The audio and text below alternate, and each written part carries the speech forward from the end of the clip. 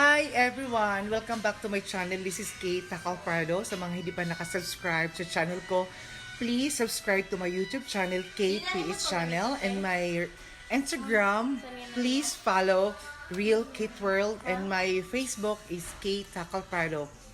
Our topic for today is all about the most handsome guy from Palayan, Barangay Palayan, Aloran. So, kana nga barangay, a lot of handsome guy, and then one of the biggest barangay from Aloran. So, I'll check sa lugar na yan. Ang dami talagang gwapo, guys. So, nakikita ko sa I have my top 10 most handsome guy from Barangay Palayan. So, all of them is most handsome. Mga gwapo talaga sila lahat. So, pero magbe-base pa rin ako sa pictures. This is my own perspective and own idea na I think these 10 guys is mga handsome talaga sila. Here you are, our top 10 most handsome. This is my top 10.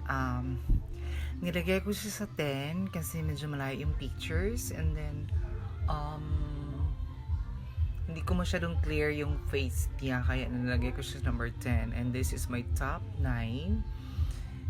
Kahit malayo yung pictures niya, nakikita ko may looks, may tsura talaga si Kai, si number 9. Kaya nilagay ko siya sa number 9. I hope makita ko siya in person. And then this is my top 8. Actually, nakita ko to in person 2 times. Disco ata sa Palayan, or nakikita ko to kasi sa ang disco eh. Ang cute ng mukha, ang ganda ng mukha niya to. Kaya number 8 siya sa akin. And this is my top 7. Siguro nilagay ko siya sa 7 because naka-white siya. And I really love white outfit.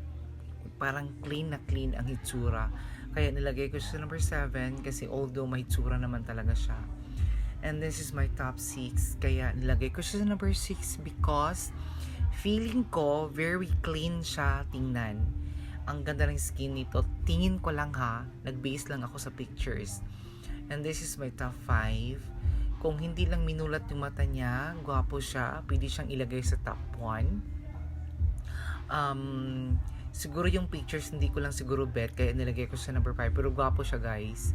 And this is my top 4. Feeling ko na initan to eh. Kahit init na init yung pagmumukha niya dito, pero ang gwapo niya, guys. I don't know in person, nagugupuhan ako sa kanya. And this is my top 3. Fresh, younger looking yung face. Fresh na fresh yung mukha. Baby boy na baby boy yung mukha niya. Kaya nilagay ko siya number 3 kasi ang cute niya, guys. And then long hair, astig. And this is my top 2. Pinokos ko yung pictures. Ang gwapo ni number 2. Ang gwapo niya, guys. Kaso lang malayo yung pictures niya. Pwede ko siyang i-number 1 din. Malayo lang. And this is my top 1. Wow. I really love it. This kind of photos, and then yung pagbumukha niya, guys, ang gwapo ng mukha niya. Gusto ko kasi yung katawan na hindi nag-gym, kaya number 1 ko siya. Ang cute na, guys. Please share, likes and comment.